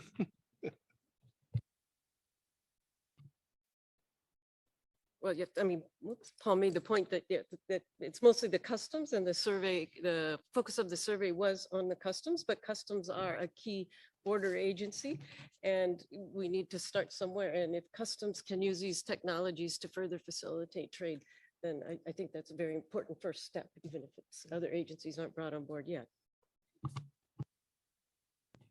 Thank you. And Mr. Montano, do you want to come in on this question relating to opportunities to be fully exploited by members to address inclusive and sustainable trade? Yes, thank you. Thank you very much. When it comes to inclusive trade, of course, we know that there are several provisions in the trade facilitation agreement that calls for member states to take into consideration the specific needs of small and medium-sized enterprises who constitute a large majority of the businesses across the world. But maybe at this stage, I would like to focus on two elements that are not really part of the TFA, but that should still inform the way we design and implement trade facilitation reforms in many countries. The first one is to change our mindset from SME, which is a good start, but to micro enterprises. And in the past couple of years, we've seen many reports, notably on Africa, showing the importance of small-scale cross-border trade in the overall intra-African trade, and that could account to 40% or 50% of the official or recorded volumes.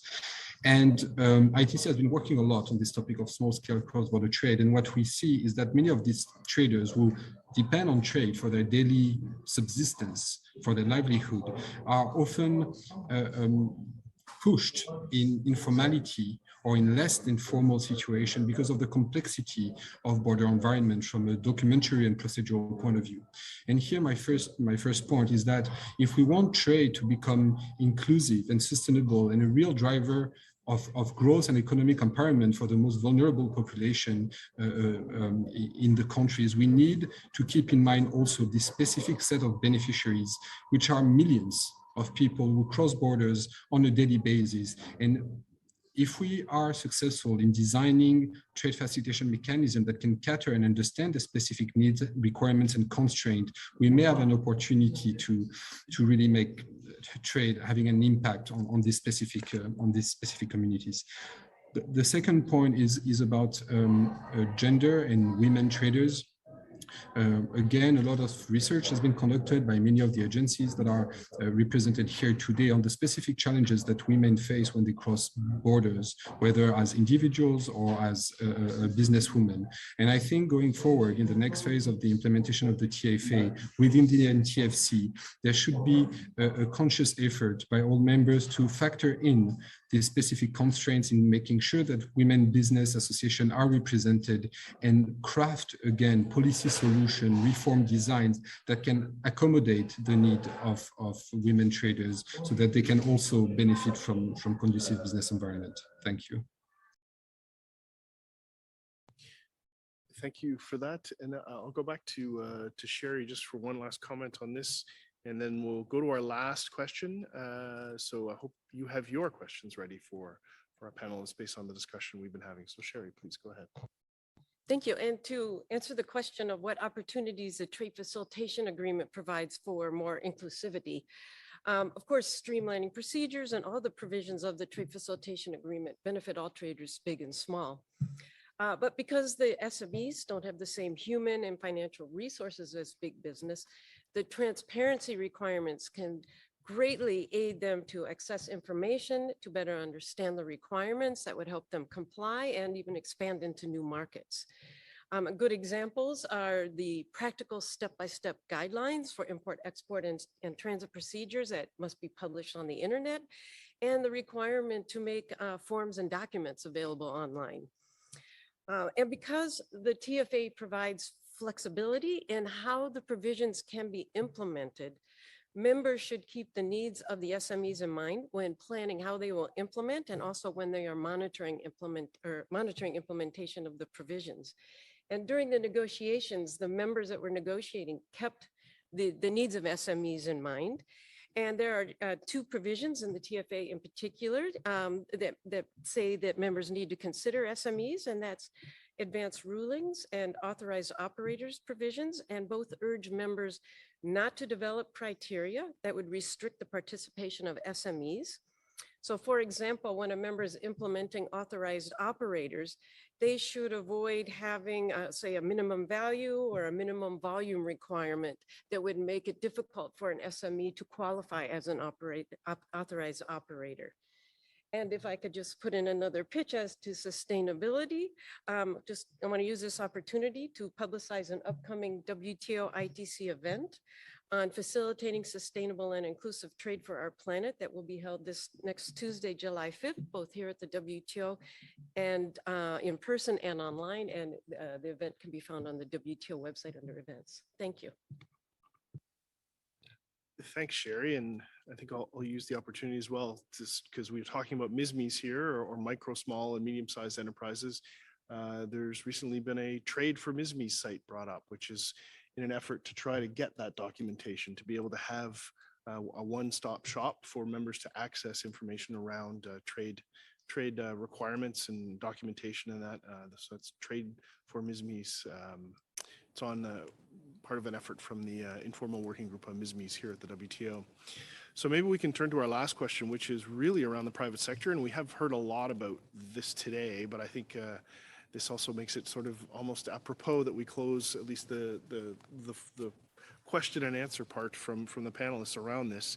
So Ms. Raloff, could you tell us a little bit more of your views on how the private sector can play a role in accelerating the implementation of the TFA?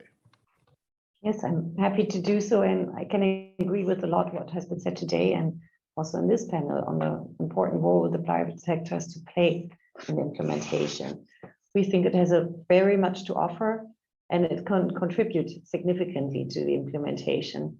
And it is also willing to do so. We heard about the balancing role that they have between governments and to see the whole picture. We heard about the need to coordinate the donors.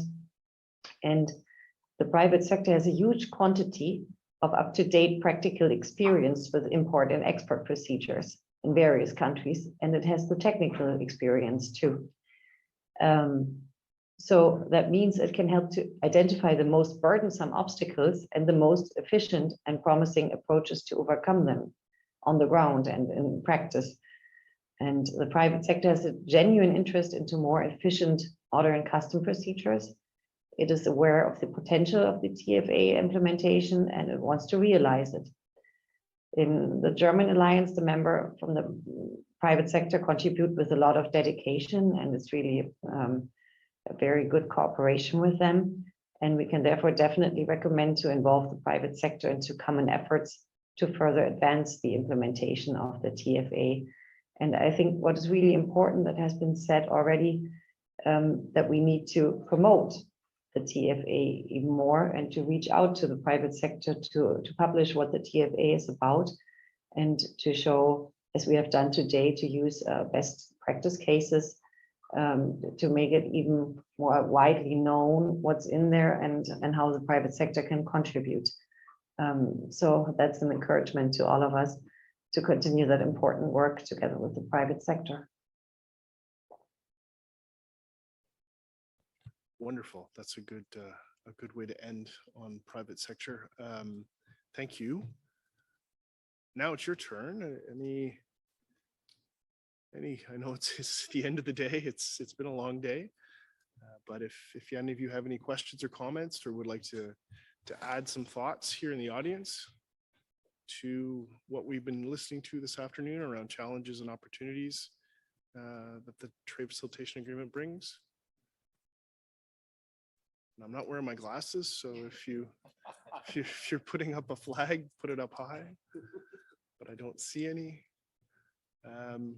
Maybe I'll give our panelists a chance if they have a 2 or a 1 minute an elevator pitch. I think we heard this morning. I see Philip. Please, first, why don't we start with you? Chris, thanks. Just one last point about the private sector, because we tend to undermention this. We have to give the private sector the opportunity to be part of this project, but it's also their responsibility, and they have a duty. Private sector is very quick at complaining about government processes which are slow and administratively heavy. So let's have a carrot, but let's also have a stick, because the private sector is used to that, and so let's make sure that they understand that they are expected to contribute. Indeed, we heard this morning, I think someone saying that don't just complain about things, offer some solutions, bring some ideas as to how we could fix it. Any other? No? Everybody's tired. End of the day. Look, so maybe I'll finish with one one short thought with a couple sort of sub thoughts to it, but I guess essentially, I think what we've heard this afternoon in terms of challenges and opportunities is that yes, there are challenges, that there are some difficulties, there still are some struggles amongst members to implement the provisions in the TFA, but there also is help there, and there is a good foundation, I think, of interest in helping members. There's a bit of work to be able to link up that help with those that need it, but it's still there for them, and I think that's the positive out of this. The other positive is that those that have surmounted the challenges, those that have gotten through the breach in the wall, I guess, if that's the right metaphor, probably not. There's great benefits for them, and that's what they're seeing, and that's sort of the value you've been seeing in terms of the times and the savings and the benefits to governments and benefits to small businesses, benefits to medium-sized businesses. And that's one of the sort of the thoughts I'd like to leave you with here this afternoon before the closing commentary from our new chair.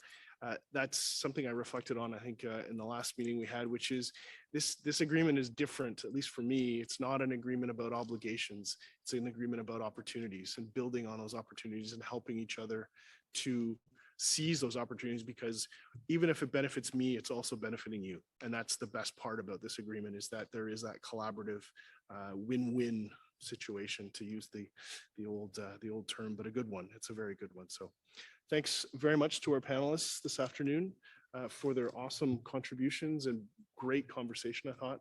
Thanks to those online who provided some questions for us, and thanks to our interpreters who have had to interpret in some difficult circumstances. And again, I apologize to our Francophone and Spanish colleagues here, both in the room and online. It's difficult, and technology doesn't always support what you're trying to do. So thanks for your patience, and we'll wrap up in a second, please.